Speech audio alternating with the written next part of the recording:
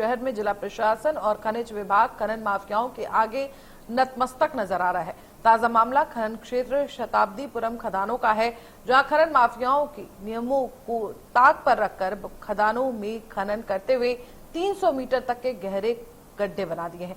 लेकिन खनिज विभाग की रिपोर्ट में ये गड्ढे मात्र 100 मीटर ही दर्शाए गए हैं। खनिज अधिकारी उनके मन मुताबिक अपनी रिपोर्ट तैयार कर रहे हैं। आपको बता दें कि शताब्दीपुरम और बिलों में अवैध रूप से खदानें संचालित किए जाने की तमाम सारी शिकायतें डीएम, सीएम से लेकर एनजीटी तक की जा चुकी हैं, लेकिन बावजूद इसके प्रभावी कार्रवाई अब तक नहीं हुई है।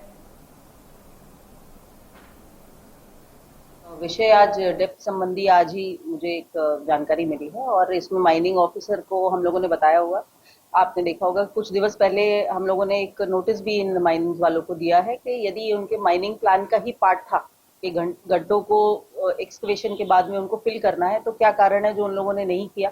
और उनका पक्ष भी हम लोग एक बार सुनना चाहेंगे कि यदि उन्होंने विगत वर्षों में कोई स्टेप्स इसमें लिए हो, उसका रिकॉर्ड हम लोगों के पास में हो, सभी लोगों के सामने ही होती है कोई भी चीज होती है तो उसको एक बार सुनने के बाद में उसमें हम लोग कार्रवाई करेंगे। जैसा अभी कुछ समय पहले इसका एनजीटी में भी केस लगा था, वहाँ से जो निर्देश मिले हैं उसमें संबंधित कुछ डिपार्टमेंट हैं, जैसे कि फिशरीज है, नगर निगम है या इंडस्ट्रियल एरिया है, वहाँ से जो जिसको रिक्वायरमेंट है उनके प्रस्ताव के लिए कलेक्टर मैडम से हमने संबंधित डिपार्टमेंट को लेटर भेजे हैं। वहाँ से यदि कोई उन गड्ढों के लिए कोई प्रस्ताव आता है तो उस पर आगे कार्रवाई की जाएगी। इसके अतिरिक्त सभी समस्त पट्टेदारों को नोटिस दिए हैं कि ये जो तार फेंसिंग और रिफिलिंग क्यों नहीं किए हैं, इसके लिए नोटिस जारी किए हुए हैं। उनको 1 महीने का टाइम है, अगर उसमें कोई जो भी उनके जवाब आते हैं उस पर आगामी कार्रवाई की जाएगी।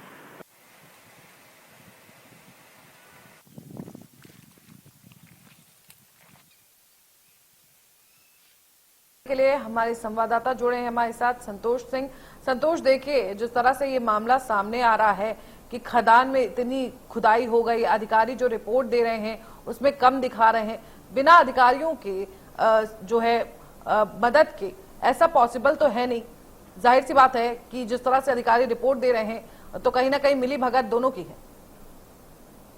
देखिए, मैं आपको बता दूं, जिस तरह से हमने अपनी खबर में बताया है कि राजनीतिक संरक्षण के बगैर जो खनन माफिया है इतने हावी नहीं हो सकते, लेकिन अभी देखने में आ रहा है जो पूरे प्रदेश में अगर बात की जाए तो खनन माफिया जो जिला प्रशासन रहता है उस पर हावी रहता है। ऐसा ही मामला ग्वालियर में देखने को मिला है। ग्वालियर की जो शताब्दीपुरम की जो खदानें हैं वो समय अवधि पूरी होने के बाद जो ठेकेदारों ने वहां से जो काला सोना यानी कि काली गिट्टी है वहां से निकाली, लेकिन उन खदानों को उसी तरीके से खुला छोड़ दिया, जिसके चलते आए दिन वहां हादसे रहते हैं। लेकिन इन जो खदानों के संचालक हैं इन्होंने बाकायदा ये एफिडेविट दिया था कि हमने उस पर तार फेंसिंग कर दी गई है, लेकिन वहां मौके पर आप देख सकते हैं जिस तरह से इंडिया न्यूज ने वहां मौके पर जाकर विजुअल लिए हैं, वहां आप देख सकते हैं किसी भी प्रकार की वहां तार फेंसिंग नहीं है। इसके अलावा जब सीएम की सख्ती के बाद निर्देश दिए गए कि इन खदानों को भरने के लिए, तो कलेक्टर ने, ग्वालियर जो कलेक्टर है रुचिका चौहान, इन्होंने जो खदान संचालक है इनको नोटिस जारी किए और नोटिस जारी के बाद इनसे जवाब मांगा और इन खदानों को भरने की बात कही है। लेकिन जो अभी जांच की जा रही है यानी कि माइनिंग विभाग द्वारा जांच की गई है, जो गहराई का पैमाना है वो नापा गया, उस पैमाने में बताया गया कि वो मात्र 100 मीटर है, जबकि हकीकत में वो खदान है 300 मीटर से कहीं ज्यादा है। तो अब जब हमने इंडिया न्यूज ने जब इस मामले में उनसे सवाल किया तो उनका गोल जवाब सामने आया कि मीटर और फीट में वो उलझाने की बात कर रहे हैं। लेकिन देखा जाए तो हकीकत में खदान है 300 फीट से भी कहीं ज्यादा गहरी खदान है और ये ग्वालियर अंचल में मौत की खदान है। ये शताब्दीपुरम एक इलाका नहीं है, इसके अलावा शंकरपुर है, बौड़ापुर इलाके में शंकरपुर है, वहां पे भी इस तरह की अवैध खदानें जो संचालित हो रही थी, आज भी संचालित है, वो खुली हुई पड़ी है। इसके अलावा ग्वालियर का ये बिलौआ गांव है जहां पर क्रेशर का एक बहुत बड़ा ये कह सकते हैं कि बाजार कह सकते हैं। यहाँ पे जो पहाड़ियां थी बिल्कुल जो अवैध रूप से जो क्रेशर संचालक हैं इन्होंने उसको पूरी पहाड़ी को तहस नहस कर दिया है और लगातार आज भी जो अवैध रूप से जो गिट्टी है, जो खनन है, उसको किया जा रहा है। लेकिन ऐसे में जिला प्रशासन की मॉनिटरिंग पर भी सवाल उठ रहे हैं। साथ ही अगर बात की जाए तो जो जांच है, जो दोषी लोग हैं उन पर कार्रवाई करने की बात है, तो कार्रवाई को लीपापोती किया जा रहा है। जी बिल्कुल। और देखिए अगर रिपोर्ट में वो 100 मीटर ही दिखा रहे हैं और ये साफ भी हो चुका है, तो क्या अब तक कोई एक्शन लिया गया खनिज विभाग के किसी अधिकारी पर, किसी कर्मचारी पर?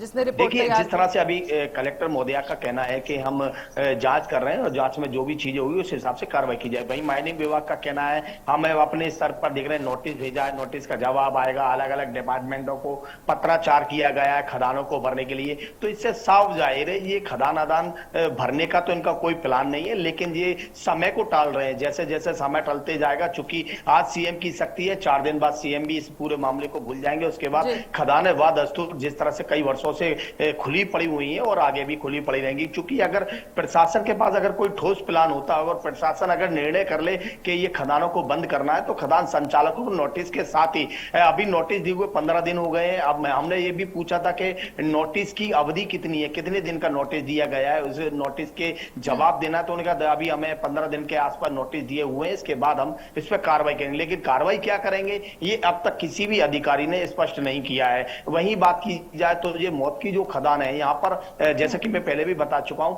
अक्सर यहाँ पे हादसे हो चुके हैं। अगर जानवरों की बात की जाए तो जानवर तो हादसे का शिकार होते ही हैं, लेकिन अब जिस तरह से बारिश आएगी मानसून के दौरान, कई बार जो वहां के लोग हैं या ये कह सकते हैं कि सुसाइड पॉइंट भी ये जो खदान